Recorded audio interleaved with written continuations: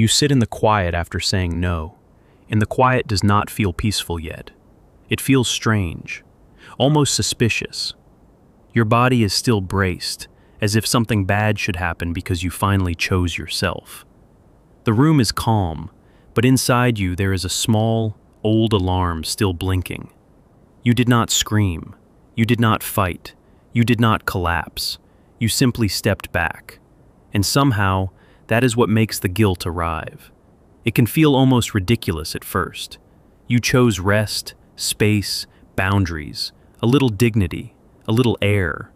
You stopped answering every message immediately. You stopped carrying moods that were never yours. You stopped trying to be the emotional bridge for everyone around you. And yet, after peace comes the ache, a dull, heavy ache that says, maybe I was selfish. Maybe I abandoned someone. Maybe I should have done more. Maybe I should have stayed available a little longer. This is the part that confuses so many empaths. Peace should feel clean. Relief should feel simple. But when you have lived too long as the person who absorbs, smooths, explains, rescues, and forgives, peace can feel like a crime scene. The body does not know how to trust it yet. The nervous system has been trained to call chaos familiar and calm unfamiliar. So when the storm finally stops, the silence can feel like guilt. And that guilt is not always a sign that you did something wrong. Sometimes it is a sign that you stepped out of a role that once kept you emotionally safe. That is the deeper truth. For many empathic people, guilt is not just an emotion. It is a reflex, a conditioned response, a kind of internal leash. You were the one who noticed the tension before anyone else did. You were the one who sensed the shift in the room, the tone in the text, the heaviness behind a smile. You learned to read the atmosphere the way some people read a map. And because you could feel so much, you began to believe that feeling responsible was the same thing as being loving. That is where the trap begins. At first, it looks like kindness. You listen more. You explain more. You soften your voice. You give the benefit of the doubt. You make excuses for the other person's cruelty, distance, inconsistency, or emotional immaturity. You tell yourself that if you are patient enough, understanding enough, gentle enough, then the atmosphere will settle. Then things will improve. Then the person in front of you will finally meet you halfway. But the psyche does not work that simply, especially not when a complex has been activated. Carl Jung understood that a complex is not just a thought or a mood. It is a cluster of emotion, memory, and expectation that lives below the surface and reacts before the conscious mind has time to think. And for an empath, one of the strongest complexes is often the guilt complex. The moment you create a boundary, it rises. The moment you protect your energy, it whispers that you are harsh. The moment you stop over-explaining, it tells you that you are cold. The moment you refuse to fix what was never yours to fix, it accuses you of abandonment. That voice can sound so moral, so reasonable, so mature. But listen closely. It is not always conscience. Sometimes it is conditioning. You may have built a persona around being the good one, the understanding one, the safe one, the one who does not make things difficult, the one who keeps the peace by disappearing a little, the one who says, "It's fine," when it is not fine at all, the one who can hold everyone else together while quietly falling apart inside. A persona is not fake in the childish sense. It is a social mask, a role the psyche creates to survive in the world. But when the persona becomes too rigid, it starts to imprison the person inside it. The good person mask can become a cage made of praise. People call you kind, patient, generous, mature. They admire your softness. They rely on your understanding. And because those words feel like love, you keep giving more of yourself to keep earning them. Then one day you stop. You do not announce it dramatically. You do not need a speech. Sometimes it begins with one unanswered message, one delayed reply, one moment where you do not rush to soothe, one evening where you let the phone stay face down, one conversation where you no longer carry the entire emotional load. And then the guilt comes, because the old pattern has lost its grip. This is where most people misunderstand what is happening. They think the guilt means the boundary was wrong, but often the guilt simply means the boundary is new. there is a difference. New boundaries feel like danger to an old psyche. If you have spent years making yourself useful to remain connected, then peace can feel like loss. If you learned early that love had to be earned through emotional labor, then saying no can feel like betrayal. If you were praised for being the one who never needed much, then needing space can feel like selfishness. But selfishness and self-preservation are not the same thing. This is where the shadow enters. Jung used the word shadow for the parts of ourselves that we do not want to see, do not want to admit, or do not want to associate with our identity. For the empath, the shadow is often not cruelty. It is anger. It is exhaustion. It is the quiet resentment that grows every time you say yes while meaning no. It is the part of you that knows you have been over-functioning. It is the part that is tired of being the emotional container for everyone else's chaos. You may be afraid of that shadow because you have been taught that anger is dangerous. But anger, in its healthy form, is not destruction. It is information. It tells you where your boundary was crossed. It tells you where your dignity was ignored. It tells you where your compassion has become self-erasure. When you choose peace, the shadow does not disappear. It becomes visible. And that visibility can be unsettling, because suddenly you can feel the cost of all the years you spent pretending not to notice. Maybe that is why guilt arrives so quickly. It is easier to feel guilty than to feel the full grief of your own self-abandonment. That is a hard sentence, but it matters. Because underneath the guilt, there is often grief.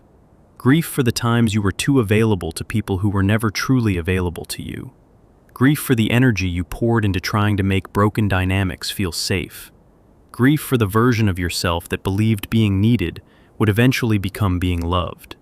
Grief for the part of you that kept hoping the other person would become gentle if you just stayed gentle enough. And if the relationship involved a manipulative pattern, the guilt can become even more confusing. Not because you are weak, because manipulative dynamics are designed to make your inner compass unreliable. You may be dealing with someone who learned to use emotional pressure, inconsistency, blame, or charm to keep the relationship centered on their needs.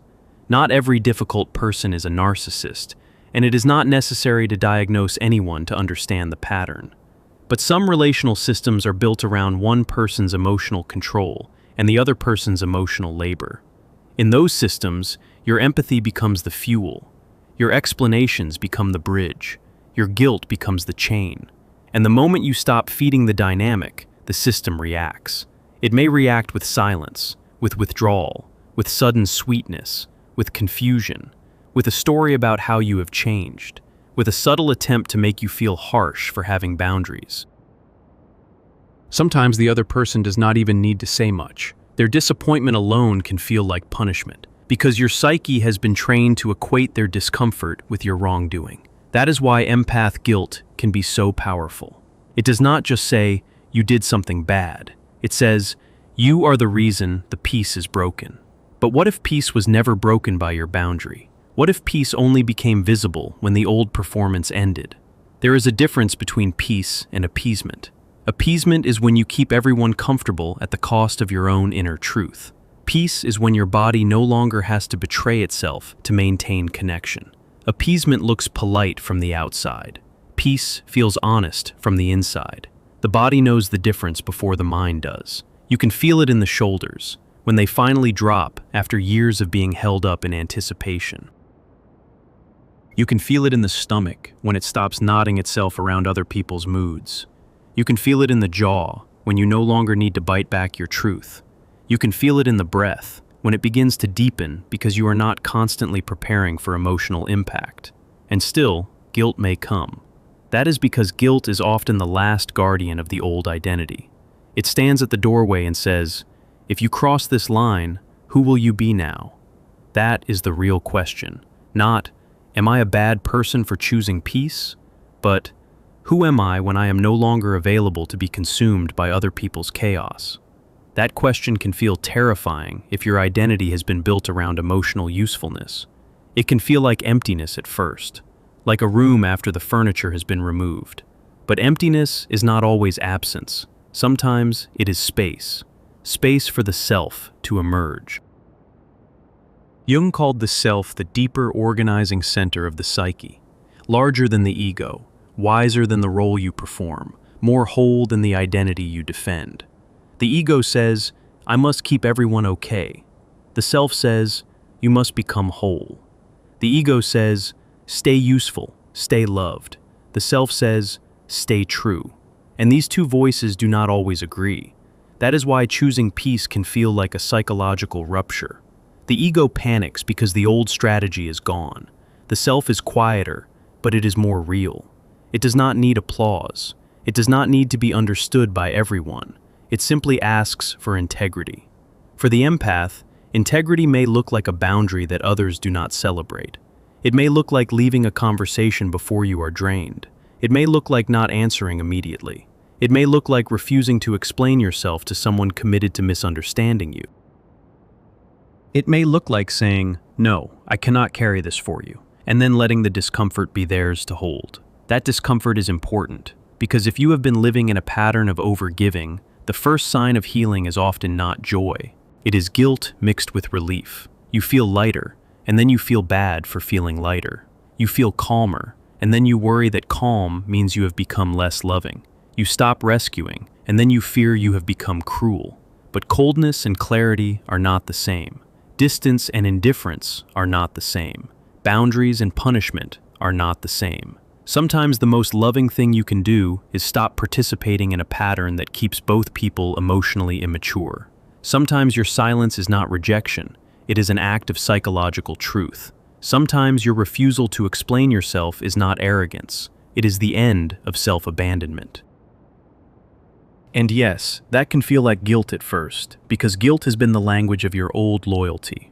The deeper wound often begins long before the current relationship. Maybe you were praised for being easy. Maybe you were rewarded for being low maintenance. Maybe your sensitivity made you the one who noticed what others ignored, and then you were expected to handle what others refused to handle. Maybe you learned that your feelings were less important than the atmosphere. Maybe you became the peacekeeper in a home where tension was never named directly, only managed quietly through your nervous system. If that is true, then your current guilt is not just about this one person. It is about the old training underneath it. The psyche repeats what it has not yet understood. That is why the same emotional pattern can appear in different relationships with different faces. The names change, but the role stays familiar. The rescuer, the fixer, the one who overfunctions, the one who feels responsible for emotional weather, the one who confuses loyalty with self-erasure. But the moment you see the pattern, something changes. Not all at once, not magically, but enough to begin. You start noticing the difference between compassion and compulsion, between care and codependency, between support and sacrifice, between being open-hearted and being unprotected, between genuine empathy and the unconscious belief that everyone else's pain is your assignment. That belief is heavy. It makes your life feel like a room full of open tabs, every one of them demanding attention. No wonder peace feels strange. No wonder silence feels guilty. Your whole system has been trained to stay on alert, and yet the body is not wrong for wanting rest. This is where a quiet truth begins to matter. You are not abandoning people when you stop abandoning yourself. Read that again, slowly. You are not abandoning people when you stop abandoning yourself. That is the line guilt does not want you to hear. Because guilt wants you to believe that your value comes from overextending. It wants you to believe that if you are not endlessly available, you are no longer good. But goodness without boundaries becomes a wound. Compassion without self-respect becomes a leak. A leaking cup cannot quench anyone's thirst for long. Some empaths stay in that leaking state for years. They give until they are numb, then feel guilty for numbness, then give again to prove they are still loving. But numbness is often the psyche's emergency brake. It is what happens when the system has been overused past its limit. It is not a moral failure, it is a signal. Maybe you have noticed that the guilt gets louder right after you protect your energy. That is because the old pattern is losing access to you. The psyche interprets loss of access as danger. It says, if you do not return to the old role, something will fall apart. And maybe something does fall apart. but not the way the guilt predicts. What falls apart is the illusion that your overfunctioning was holding everything together. What falls apart is the fantasy that your exhaustion was necessary for love. What falls apart is the story that peace must be earned through suffering. This is the part most people avoid. Because once you stop feeding the dynamic, you have to face the fact that the dynamic was never sustainable. It was only familiar. Familiar is not the same as healthy. Familiar is just what the unconscious knows how to repeat. Jung would say that the unconscious is not your enemy. It is a deeper layer of the psyche that contains what has been forgotten, split off, or never fully lived. Sometimes it compensates for one-sided conscious behavior. If you have been too accommodating, the unconscious may bring anger. If you have been too selfless, the unconscious may bring withdrawal. If you have been too available, the unconscious may bring the need to disappear. Not because you are broken, because the psyche is trying to restore balance. That is why guilt after choosing peace can be a sign of inner correction. The system is adjusting. The old identity is protesting. The deeper self is asking for room. And room is exactly what you need. Not more pressure, not more explanation, not more emotional labor. Room. Room to hear your own thoughts without immediately translating them into someone else's needs. Room to feel your own body without scanning the room for danger. Room to let a message sit unanswered without turning it into a moral trial. Room to say, "I need time," and mean it. Room to let silence be silence. There is a strange freedom in that. At first, silence may feel like emptiness, but after enough time, it becomes a mirror. And in that mirror, you begin to see what was hidden by constant reaction. You see how often you were managing other people's discomfort to avoid your own. You see how frequently you apologize for having limits. You see how many times you called it love when it was really fear of disconnection. That is not something to judge yourself for. It is something to understand. Understanding is where guilt begins to loosen, because guilt thrives in confusion. It feeds on blurred boundaries and emotional fog. Once you can name the pattern, guilt loses some of its authority. You may still feel it, but you no longer obey it automatically. That is a huge shift. If this names something you have never been able to say out loud, write a single sentence for yourself somewhere private. My kindness no longer requires self-betrayal. Let that sentence be simple. No explanation, no defense, just truth. Your kindness does not need self-betrayal to be real. And if you have been afraid that choosing peace makes you less empathetic, consider this. True empathy does not require self-erasure. Real compassion can see another person's pain without becoming responsible for carrying it.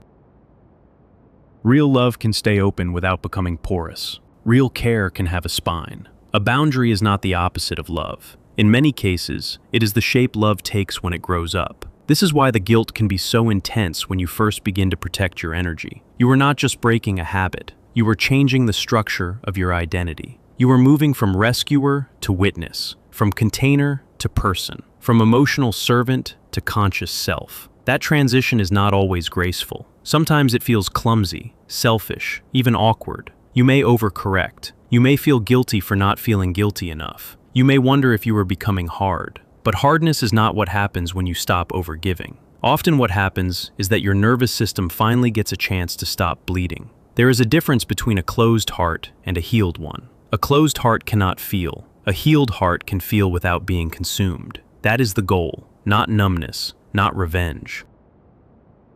Not superiority, wholeness. And wholeness includes the part of you that still aches for approval. It includes the part that still wants to be seen as good. It includes the part that fears being misunderstood. It includes the part that worries your peace will cost you belonging. Of course it worries. Belonging has often been tied to performance. But belonging that requires self-abandonment is not belonging. It is compliance. You do not need to comply with your own old wound. This is where the work becomes deeply Jungian. Individuation, in Jung's sense, is the process of becoming a more whole, more integrated self.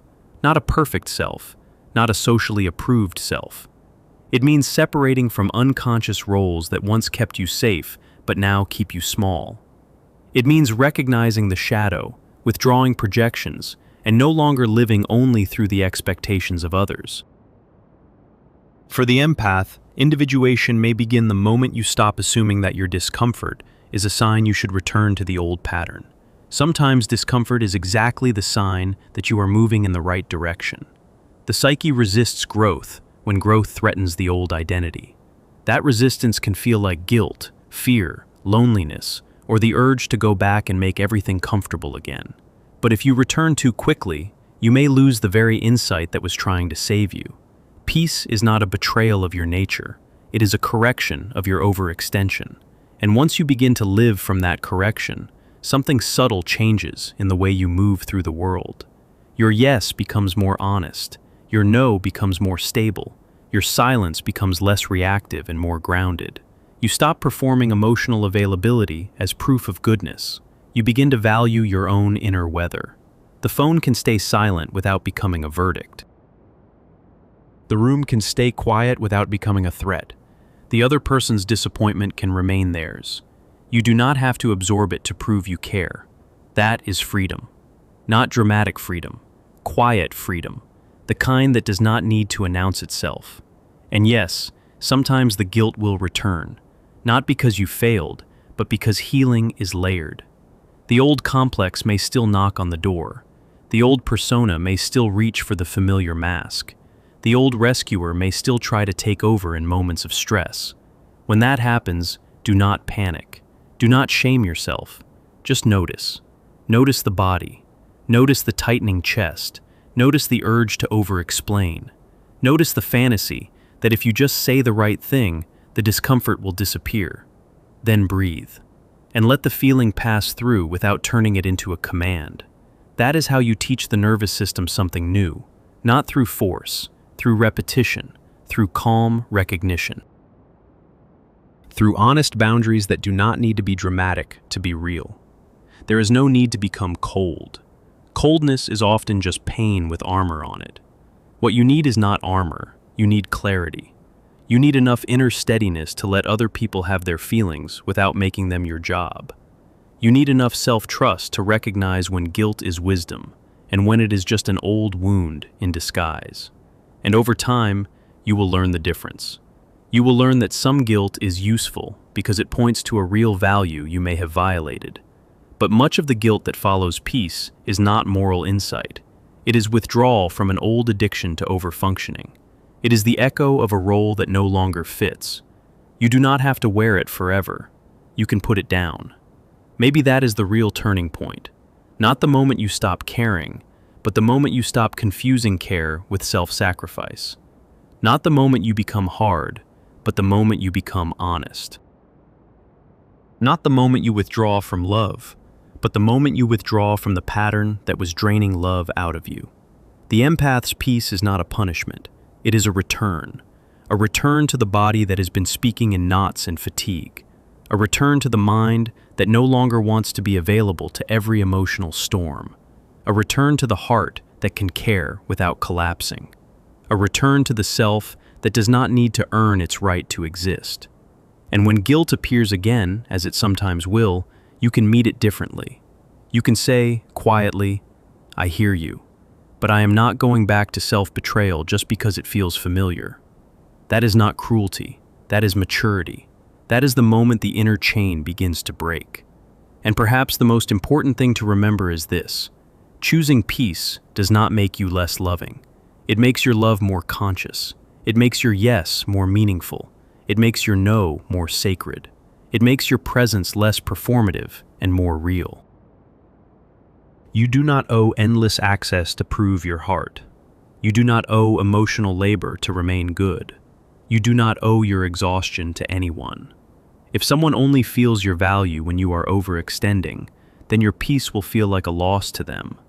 But loss is not always harm. Sometimes it is the end of a pattern that should have ended long ago. Let the guilt speak, but do not let it lead. Let the silence settle, but do not mistake it for emptiness. Let the body rest. Let the old role loosen. Let the mask fall without panic.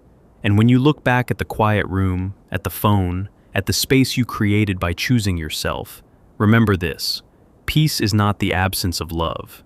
For you, peace may be the first honest shape love has taken in a very long time. My kindness no longer requires self-betrayal. My boundary is not a wall. It is the place where I return to myself. And from that place, you do not have to chase anyone's emotional weather again. You can simply breathe, stand still, and know that your peace was never the problem.